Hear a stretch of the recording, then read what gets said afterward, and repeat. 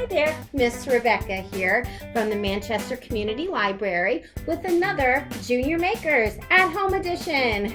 Today we are going to be making elephant toothpaste. And no, we won't be brushing mammoth teeth.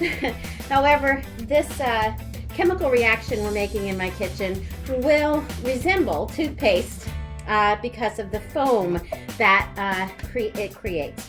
Now, before we begin, let me just let you know, you need adult supervision for this because we are using hydrogen peroxide and we're using warm water. So that would need to be, the water needs to be heated slightly.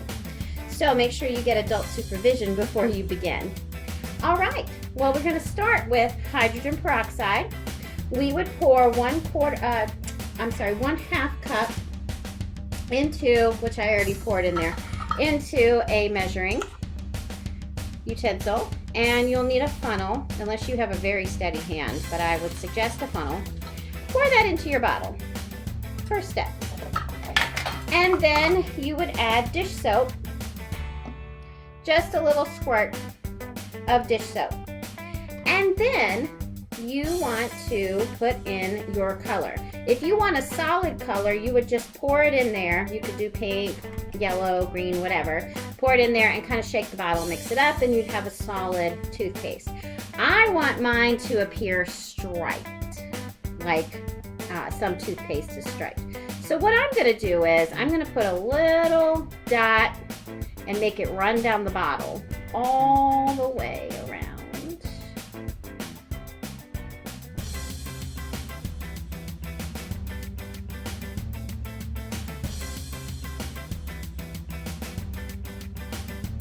All right, let's see if that works. Sometimes it does, sometimes it doesn't. Depends on how it falls. Okay, and then you're going to mix your warm water, which I have in this coffee cup, and yeast. You want dry baking yeast. 1 tablespoon of yeast. So you measure that out first. Pour it into your measuring spoon. And 1 tablespoon is usually about a whole package, because it comes in these little square packages. That wasn't quite a tablespoon, so let me open up the other one just to add a little bit more in there. All right, and then you're going to add 3 tablespoons of warm water. So I'm just going to dip my measuring tool, because this is still a tablespoon, and measure 3. 1, 2, 3. And then you stir until it looks like the yeast is all dissolved in the water. Now you also want to make sure that you have a pan. I have a baking pan underneath my water bottle, just because it makes a mess. And it makes it a little easier to clean. You can just pick up the pan and take it to your sink when you're finished. All right, so I have a good paste now. I've mixed that together. And all that's left to do is to pour your yeast mixture into your hydrogen peroxide and soap mixture.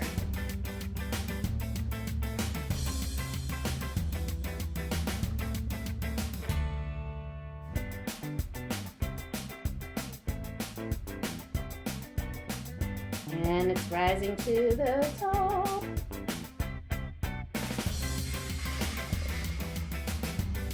And there we go. Look at that.